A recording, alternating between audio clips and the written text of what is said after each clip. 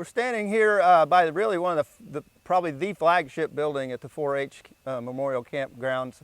The dining hall sits up to 400 people at one time. It's just an incredibly, really rustic and gorgeous facility for a camp setting. This structure was built in 49 and 50, and it is such an important building. We continue to make sure that we keep it in good repair.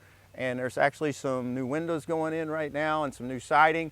But it's also important to note that the history of this camp facility, that building in particular, is being kept intact, in that the exact same look and the exact same feel is there after an improvement is done.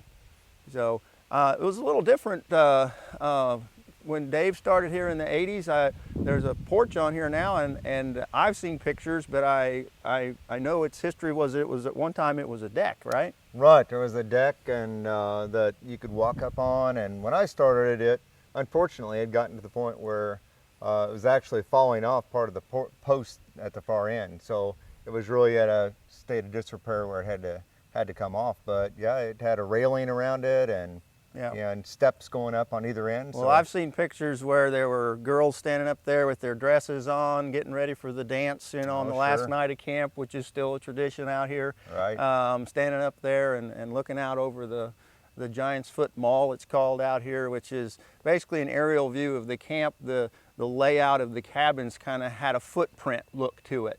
That's still, most everybody calls this the mall. You can fit a full-size football field out here between the cabins, but the aerial view, those of us that know that history know that's called the Giant's Foot Mall. So, right, yeah. Right. So, but anyway, this is just a tremendously important part of the 4-H camp, is the dining hall. Yeah, you talk about, singing in there, and the trotters coming in, the Curt set up the tables, and some of those kids, probably the first time they've ever had to set the table. Oh, absolutely. So I think it, taught some responsibility, but boy, it was fun. And still is. The singing part of camp, I have good memories of. I love meeting people that come back here years after they've been a camper, and they'll walk in there, and it's one of those places they're just like, oh, this hasn't changed at all, and that's very important that it not to them. I mean, all the sights, smells, feelings, and everything come right back to them when they walk in that building. I've had some adults, though, tell me, come back and they're like, oh, this place seems smaller than when I was here, because they were smaller, obviously, and so the building looked bigger to them at that time. But when they're standing right where you and I are, and they look around like, when I was a kid, it was just felt so much bigger. Right. But I've heard that before too. Sure. Dave and I have both enjoyed watching young people grow up out here summer after summer after summer. And it's a co-ed camp.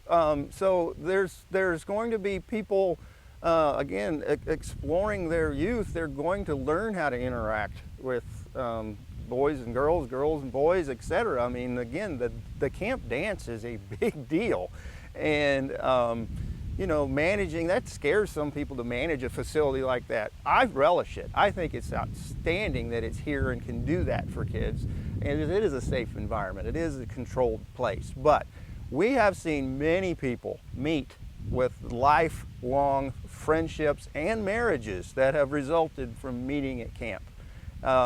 During the campaign where we were fundraising to raise money for the cabin replacement, it was a cold February day, snow on the ground, very, very windy and blustery, and I'd worked in the office that day, and I was actually exiting to go home about 5 o'clock, and it was getting dark, of course, and I saw a figure standing out here in the mall.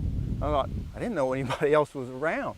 So I walked out, and I met a gentleman who had actually met his wife here, and they had lived their lives together. He's an older gentleman, and he was telling me that she had recently passed away, but he wanted to come back where they met.